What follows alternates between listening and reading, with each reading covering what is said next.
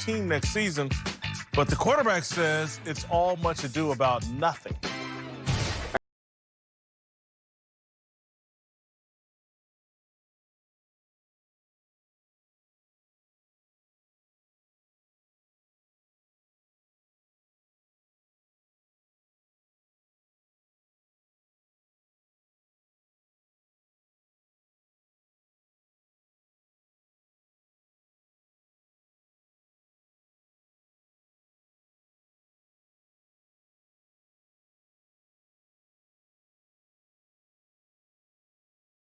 Be his last season. I didn't hear that. I heard a lot of my coaches who used to always say, don't get bored with success. And that doesn't land properly when you're an active player all the time. You hear, like, what do you mean don't get bored with success? And that was a way that they really wanted us to just focus in on the process, on the fundamentals, and the things that you are supposed to do the right way, which at times get tedious, and at times, let's be real, get boring. You want to get creative. You want to get flex. You want to get funky with it. You want to get outside the playbook and do your own thing. He's like, don't get bored with success. And Tom Brady just gave us an enlightenment to his genius in his process. He's so meticulous. And it's boring. So what we do is we speculate.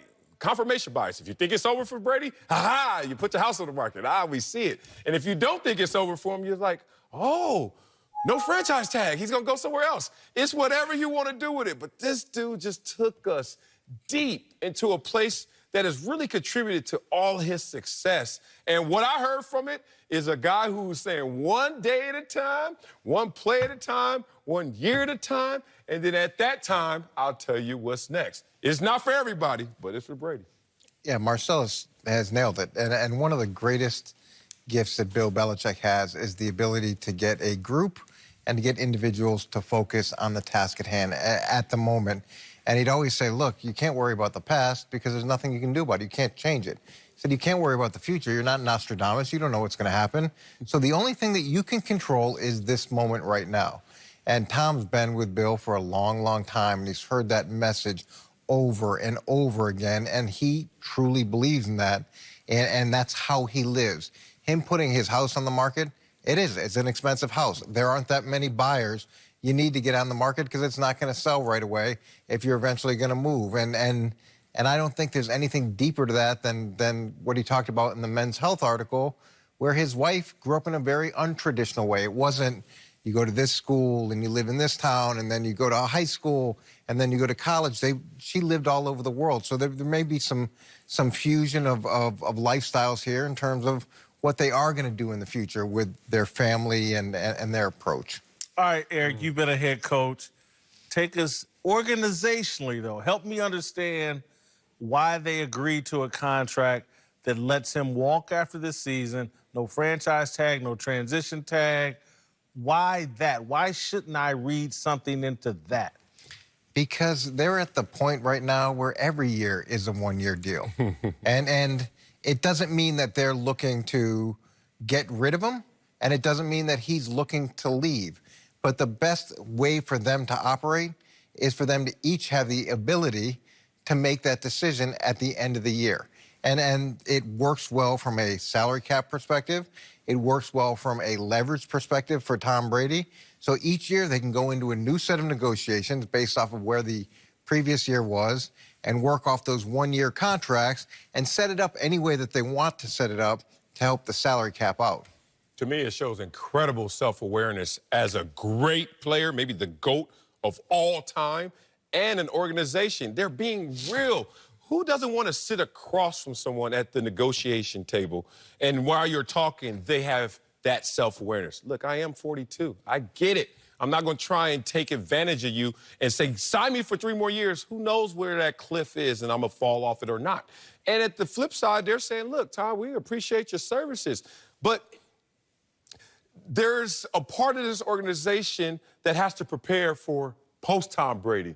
And we want to be able to do that and be fluid in that moment. So they're like, all right, let's just take it year by year. I eat what I kill, and I would just go out there and keep killing. Well, the other part of Bill Belichick's gift set is his ruthless ability to move on from players, regardless of who they are. And I was just at the Hall of Fame induction, and Richard Seymour was there, and Deion Branson there. Who else was there? Rodney Harrison was there. Ty Law. Lawyer Malloy was there. Ty Law. All those guys were there. All great Patriots. All built the Patriot way, and all moved on from when it became the best interest of the team. And that may sound like it's way too harsh, but that's what's allowed them to compete year in and year out. And that's a real strength that he has. I made the argument last week that as much as Belichick believes in the Patriot way, so does Tom Brady, and that Tom Brady is self-aware and confident enough to say, hey, look, if it could happen to Richard Seymour, if it could happen to Ty Law, it could happen to me.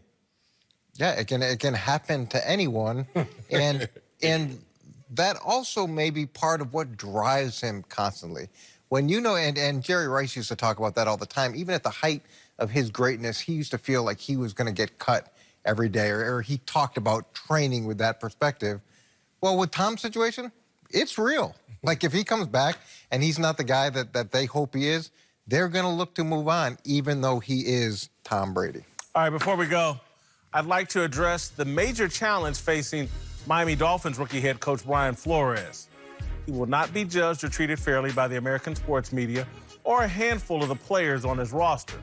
Liberals in the media and a select few black players on the Dolphins roster will penalize Flores with a black tax. It has already begun. Last week, Dolphins receiver Kenny Stills tweeted criticism of Dolphins owner Stephen Rouse for hosting a re-election fundraiser for Donald Trump. I don't have a problem with Stills using social media to question his boss, but I don't work for Stephen Ross. If I did, if I were in Flores' shoes, I'd have a problem, a major one. Stephen Ross is one of 3 NFL owners who employs a black head coach in 2019. Other than starting quarterback, being an NFL head coach is probably the most coveted job in all of sports.